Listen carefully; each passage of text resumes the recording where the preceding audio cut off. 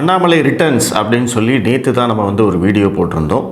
நேற்று அண்ணாமலை அவர்கள் கொடுத்த ஒரு ப்ரெஸ் மீட் அது ஒரு மிகப்பெரிய வைரலாக போயிட்டு இருந்தது. நம்ம எல்லாரும் பார்த்தோம். அந்த ப்ரெஸ் மீட்டில் திரு அண்ணாமலை அவர்கள் என்ன பேசினார்? அண்ணாமலை ப்ரெஸ் மீட் கொடுக்கும்போது எப்பவுமே அதில் மறைமுகமாக சில செய்திகள் ஒழிந்திருக்கும்.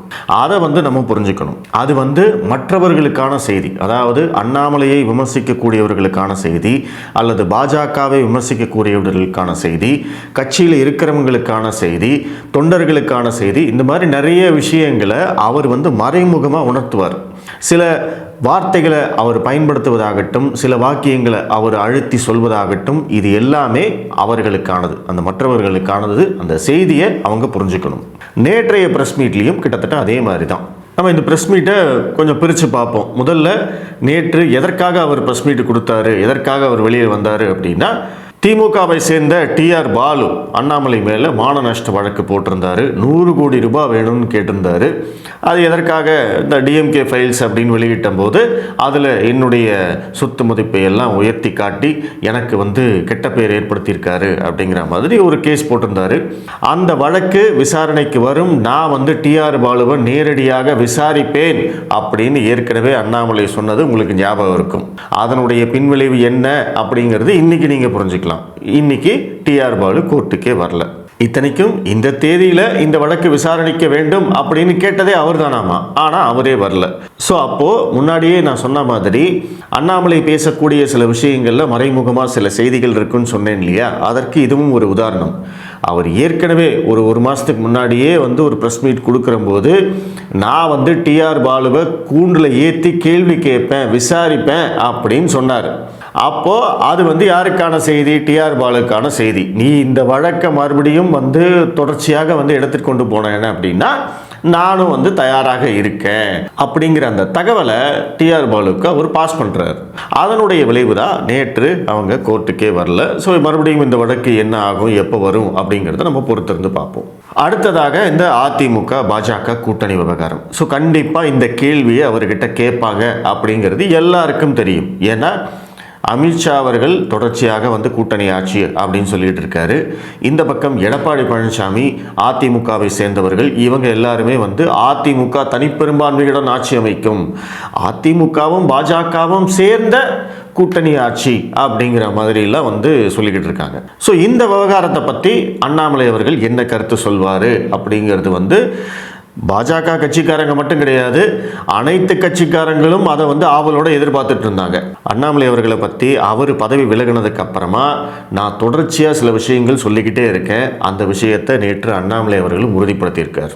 இந்த கூட்டணியில் அவருக்கு விருப்பம் இல்லை அப்படிங்கிறதையும் நேற்று மறுபடியும் தெளிவாக சொல்லியிருக்கார். இந்த கூட்டணி அமைந்ததில் என்னுடைய பங்கு எதுவும் இல்லை. அவங்க கூட்டணி ஆட்சியா இல்லை தனிப்பெருங்க ஆட்சியா, அதிகாரத்தில் பங்கா, இதெல்லாம் என்ன பேசினாங்கன்னு எனக்கு தெரியாது. அதில் என்னுடைய பங்கு 0. நான் ஒரு கட்சியுடைய காரியகர்த்தாவாக, தொண்டனாக நான் இந்த கட்சியில் தொடர்கிறேன். அப்போ என்னுடைய தலைவன் என்ன சொல்கிறானோ அதை செய்யறதுக்கு நான் தயாராக இருக்கணும். அதை நான் மாற்றி பேச முடியாது. என்னுடைய தலைவர் சொன்ன ஒரு விஷயத்தை நான் மாற்றி பேசினா நான் இந்த கட்சியில் ஒரு தொண்டனாகவோ ஒரு தலைவனாகவோ தொடர்வதற்கு எந்தவித தகுதியும் இல்லை. அதனால் அமித்ஷா அவர்கள் ஒரு முறைக்கு 4 முறை தொடர்ச்சியாக கூட்டணி ஆட்சி அப்படின்னு சொல்லிட்டாரு. அதையே தான் நானும் சொல்ல போகிறேன். அதுதான் என்னுடைய ஸ்டாண்டு. என் கட்சியில் இருக்கக்கூடிய தலைவர் என்ன சொல்லியிருக்காரோ அதை நான் ஃபாலோ பண்ணுறேன். அதிமுகவுக்கு அவங்களுக்கு ஏதாவது பிரச்சனை அப்படின்னா அவங்க அமித்ஷா கிட்ட பேசி கிளியர் பண்ணிக்கிட்டோம் அப்படின்னு ரொம்ப தெளிவாக சொல்லிட்டாரு. இப்போ நான் முன்னாடியே சொன்ன மாதிரி அந்த மறைமுக செய்தி, அமித்ஷா அவர்கள் கூட்டணி ஆட்சின்னு தெளிவாக சொன்னதுக்கு அப்புறமும் பாஜகவில் இருக்கக்கூடிய தலைவர்கள், 2ஆம் கட்ட தலைவர்கள், இவங்க எல்லாருமே அதை அப்படியே பூசி மெழுகி மழுப்பிட்டே இருக்காங்க. காரணம், இவங்க அதிமுகவுடைய குட் புக்கில் இருக்கணும், அதிமுகவுடைய ஆதரவோடு இவங்க ஜெயிச்சு எம்எல்ஏ ஆகணும் அப்படிங்கிறது தான் இவங்களுடைய நோக்கமாக இருக்குது. கட்சியை வளர்க்கணும், கட்சிக்கு ஆட்சியில் அங்கீகாரம் வேணும், அதிகாரம் வேணும் அப்படிங்கிறதெல்லாம் இவங்களுக்கு நோக்கமே கிடையாது. அதைத்தான் திரு அண்ணாமலை அவர்கள் சுட்டி காட்டுறார். நான் எப்பவும் தொண்டர்களுடைய குரலாக பேசுகிறேன். தொண்டர்களுடைய ஆசை என்ன? தொண்டர்களுடைய ஆசை இங்கே நம்ம அதிகாரத்துக்கு வரணும். இங்க இருக்கக்கூடிய தொண்டர்கள் பாஜகவுக்காக குரல் கொடுக்கக்கூடியவர்கள், பாஜகவுக்காக போஸ்டர் அடிக்கக்கூடியவர்கள், பாஜகவுக்காக வேலை பார்க்கக்கூடியவர்கள், அவங்க எல்லாருக்கும் தான் வந்து எம்எல்ஏவாவோ எம்பியாவோ ஆக மாட்டேன்னு தெரியும். இருந்தும் அவன் எதுக்காக வேலை செய்யறான்? அவன் வேலை செய்கிறதுனால அவன் கட்சி வளர்ந்து கட்சியில் இருக்கக்கூடிய தலைவர்களுக்கு ஏதோ ஒரு அதிகாரம் கிடைக்கும் போது அதை பார்த்து அவன் சந்தோஷப்பட்டுக்கிறான். அப்போ அந்த தொண்டர்களுடைய மனநிலையைத்தான் நான் வந்து பிரதிபலிக்கிறேன். நம்ம கட்சி வந்து வளரணும், நம்ம கட்சியில் இருக்கக்கூடிய தலைவர்களுக்கு அதிகாரம் கிடைக்கணும் அப்படிங்கிறது தான் அந்த மனநிலை. அதைத்தான் வந்து நான் பிரதிபலிக்கிறேன் அப்படின்னு ரொம்ப தெளிவாக சொல்கிறாரு. கட்சியில் இருக்கிற மற்ற தலைவர்கள் வந்து தான் எம்எல்ஏ ஆகணும், தான் எம்பி ஆகணும்னு அவங்க நினைக்கலாம், ஆனால் தொண்டர்கள் அப்படி நினைக்கிறது இல்லை அப்படின்னு சொன்னார். அப்போ இது வந்து மறைமுகமாக இந்த செய்தி பாஜக தலைவர்களுக்கு சொல்லக்கூடியது. நீங்கள் மட்டும் எம்எல்ஏவோ எம்பியாவோ ஆனால் பத்தாது, இங்கே தொண்டர்கள் இருக்காங்க, நீங்கள் எம்எல்ஏ ஆகிறதுக்காக அவங்க வேலை பார்க்க மாட்டாங்க, அவங்களுடைய ஆசையையும் அவங்களுடைய தேவையையும் அவங்களுடைய நோக்கத்தையும் நம்ம புரிஞ்சுக்கொள்ளணும் அப்படிங்கிற அந்த செய்தியை அவர் அந்த பேச்சின் நடுவில் அவர் குறிப்பிட்டு சொல்கிறார். இந்த செய்தி யாருக்கானது அப்படின்னு பாஜகவில் இருக்க அத்தனை பேருக்குமே நல்லா தெரியும். அவர் பெயர் குறிப்பிடவில்லை என்றாலும் நமக்கு நல்லாவே தெரியும். அதே மாதிரி இன்னொரு பக்கம் அவர் வந்து தனிக்கட்சி தொடங்க போகிறாரு, கட்சியிலேருந்து வெளியேற போகிறாரு, அப்படி இப்படின்னு சொல்லிட்டு இருந்தவங்க எல்லாருக்குமே வந்து நேற்று ஒரு பல்பு வாங்கியிருக்காங்க. நம்ம முன்னாடியே தெளிவாக சொல்லியிருந்தோம், அண்ணாமலை அவர்கள் கட்சி கட்டுப்பாட்டுக்கு உட்பட்டவர். அவர் கட்சி கட்டுப்பாட்டை மீறி எதையும் செய்ய மாட்டார். கட்சி ஒரு உத்தரவு போட்டதுன்னா அதை அப்படியே பின்பற்றுவார். அப்படித்தான் இருக்கணும். ஒரு கட்சியில் இருக்கிற போது அப்படி இருந்தால் தான் அது வந்து அவருக்கு கீழே இருக்கிறவங்களுக்கும் ஒரு பாடம். அண்ணாமலையே அப்படி இருக்காரு, நீ ஏன் இப்படி இருக்கன்னு மற்றவர்களை பார்த்து கேட்க முடியும். அந்த இடத்துல வந்து இருந்துட்டு ஒரு தலைவராக இருந்து கொண்டு அவர் வந்து கட்சி கட்டுப்பாட்டை மீறி செயல்பட்டார் அப்படின்னா அது மற்றவர்களுக்கு எப்படி வந்து சிறந்த உதாரணமாக இருக்க முடியும்? அதனால் அவர் வந்து ரொம்ப தெளிவாக இருக்கார், இந்த கூட்டணியில் எனக்கு விருப்பம் இல்லை, ஆனால் கட்சி என்ன சொல்லுதோ அதை நான் செய்வேன், கட்சி என்ன பிரச்சாரம் பண்ண சொன்னால் நான் போய் பண்ணுவேன். நேற்று அதை ரொம்ப தெளிவாக சொல்லியிருக்கார். இப்போ இதைத்தான் நான் வந்து 2 மாதமாக நான் வந்து கத்தி கதறிட்டு இருந்தேன்.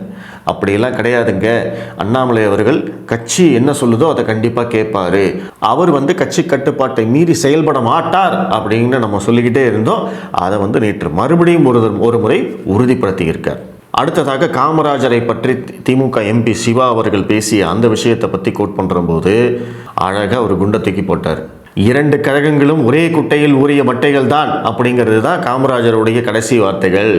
அதனால் வந்து அப்படி சொன்ன காமராஜர் வந்து திமுகவினருடைய கையை பிடித்து கொண்டு கெஞ்சினார் அப்படிங்கிறதெல்லாம் வந்து ஏற்றுக்கொள்ளவே முடியாது. இதை வந்து தவறான விஷயம் அப்படிங்கிறதையும் வந்து போட்டு உடைச்சிட்டாரு. 2 கழகங்களும் ஒரே குட்டையில் ஊறிய மட்டைகள் அப்படிங்கிறது கோர்ட்டில் இருக்கணும். அதை வந்து குறிப்பிட்டு சொன்னது வந்து உண்மையிலேயே ரசிக்கத்தக்க விஷயம். எந்த இடத்துல கொண்டு வந்து கரெக்டாக புகுத்துறாரு அப்படிங்கிறத பாருங்கள். இது வந்து அண்ணாமலை சொல்லலை, காமராஜர் சொன்னது உண்மை. ஸோ அதனால் இதை வந்து யாரும் கேள்வி கேட்க முடியாது அப்படிங்கிறது தான் இங்கே மேட்ரு. ஸோ அண்ணாமலையுடைய ப்ரெஸ் மீட்டுக்கு அப்புறமா மறுபடியும் கண்டிப்பாக இந்த கூட்டணி விவகாரம் மறுபடியும் கொழுந்து விட்டு எரியும். இப்போது திமுகவில் இருக்கக்கூடிய கூட்டணி கட்சிகளும் இதை தொடர்பாக பேச ஆரம்பிச்சிட்டாங்க. இதோடைய நான் முன்னாடியே சொன்னேன், அமித்ஷா எதனால் வந்து கூட்டணி ஆட்சின்னு சொல்கிறாரோ அதனுடைய அல்டிமேட் எய்ம் என்ன, நோக்கம் என்ன அப்படின்னா, இந்த 2 திராவிட கட்சிகளும் ஒன்று திமுக இல்லை அதிமுக, நாங்கள் மட்டும்தான் இங்கே அப்படின்னு வந்து இங்கே ஆட்சி செஞ்சிட்ருக்காங்க. 2006 தேர்தலில் தமிழகத்தில் கூட்டணி ஆட்சி வரக்கூடிய ஒரு வாய்ப்பு இருந்தது. அன்னைக்கு திமுகவுக்கு வெறும் 96 எம்எல்ஏக்கள் தான் இருந்தாங்க, அறுதி பெரும்பான்மை இல்லை. கூட்டணி கட்சிகளாக இருந்த பாமகவும் காங்கிரஸும் அவங்களுக்கு ஆதரவு கொடுத்தாங்க. அந்த ஆதரவு கொடுக்கிற போதே எங்களுக்கு அதிகாரத்தில் பங்கு வேண்டும் அப்படின்னு சொல்லியிருந்தாங்கன்னா அன்னைக்கே தமிழகத்தில் கூட்டணி ஆட்சி வந்திருக்கும். இப்போ இன்னைக்கு வந்து அதிமுகவும் திமுகவும் மாற்றி மாற்றி சொல்கிற மாதிரி மக்கள் வந்து கூட்டணி ஆட்சியெல்லாம் விரும்ப மாட்டாங்க அப்படின்னு 2006 கூட்டணி ஆட்சிக்கு தாயா ஓட்டு போட்டிருக்காங்க. அன்னைக்கு வந்து பாமகவும் காங்கிரஸும் ஏமாந்த சோனகிரியாக இருந்தாங்க. அவங்களுக்கு வந்து அதிகாரத்தை கேட்டு பெறணும் அப்படிங்கிறது தெரியல. அதனால் வந்து கலைஞர் கருணாநிதி தன்னுடைய சாணக்கிய நரித்தந்திரத்தால் அவர் வந்து மைனாரிட்டி ஆட்சியாக இருந்தாலும் அதிகாரத்தில் பங்கு கொடுக்காமலே ஓட்டிட்டார் 5 வருஷத்தை. அதனால தான் செல்வி ஜெயலலிதா அவர்கள் தொடர்ச்சியாக வந்து மைனாரிட்டி ஆட்சின்னு குத்தி காமிச்சிட்டே இருந்தாங்க. வருகிற 2026 தேர்தலில் பாஜக வந்து கூட்டணி ஆட்சி அதிகாரத்தில் பங்குன்னு தொடர்ச்சியாக கேட்கும்போது அதை பார்த்து திமுக கூட்டணியில் இருக்கக்கூடிய கட்சிகளும் இதை கேட்பாங்க. எங்களுக்கும் அதிகாரத்தில் பங்கு வேண்டும், எங்களுக்கும் வந்து அதிக சீட் எண்ணிக்கை வேண்டும், இதெல்லாம் ஆல்ரெடி கேட்க ஆரம்பிச்சிட்டாங்க. கம்யூனிஸ்ட் கட்சி தொடர்ச்சியாக சொல்லிக்கிட்டு இருக்கு, நாங்கள் போன தடவை வாங்கின அந்த நம்பர்ஸை வாங்கிக்க மாட்டோம், நாங்கள் வந்து வரலாற்றிலேயே குறைவான தொகுதிகளில் போட்டியிட்டது போன தேர்தலில் தான், அது வந்து ஒரு அண்டர்ஸ்டாண்டிங்காக பண்ணோம், இந்த தடவை அதை பண்ண மாட்டோம்னு சொல்லிட்டாங்க. விடுதலை சிறுத்தைகள் கட்சி அவங்க கட்சிக்கான அங்கீகாரம் கிடைத்து விட்டது. அப்படி இருக்கிற போது அவங்க வெறும் 6 சீட்டை வாங்கி போட்டியிட மாட்டோம்னு சொல்லிட்டாங்க. நாங்கள் 25 சீட்டு கேட்போம் அப்படின்னு சொல்லிக்கிட்டு இருக்காங்க. மதிமுக நாங்கள் வந்து ஒரு தனி கட்சி அங்கீகாரம் வாங்க வேண்டும் என்றால் நாங்கள் குறைந்தபட்சம் 12 இடங்களில் போட்டியிட வேண்டும்னு சொல்கிறாங்க. அங்கேயும் வந்து சிக்கல் ஆகிட்டு இருக்கு. அதே மாதிரி இந்த பக்கம் அதிமுகவுக்கு இருக்கக்கூடிய வாய்ப்புகள் என்ன? பாஜக, நாம் தமிழர், தாவேகா, இவங்கள யார் வந்தாலுமே அதிகாரத்தில் பங்கு, கூட்டணி ஆட்சி அப்படின்னு தான் சொல்லுவாங்க. அப்போ அதிமுகவுக்கும் வேற வாய்ப்பே கிடையாது. அதனால இந்த கூட்டணி ஆட்சி அப்படிங்கிறத நம்ம தொடர்ச்சியாக சொல்லிக்கிட்டே இருந்தோம்னா தான் மக்களுக்கு வந்து அது போய் சேரும். மக்களும் வந்து தயாராவாங்க. ஓகே, இது வந்து கூட்டணி ஆட்சி தான் வரப்போகுது, நம்ம திமுகவுக்கு ஓட்டு போட்டாலும் சரி, அதிமுகவுக்கு ஓட்டு போட்டாலும் சரி, கண்டிப்பாக கூட்டணி ஆட்சி தான் வரப்போகுது, இங்கேயும் வந்து அதிகாரத்தில் பங்கு கொடுப்பாங்க, அங்கேயும் அதிகாரத்தில் பங்கு கொடுப்பாங்க.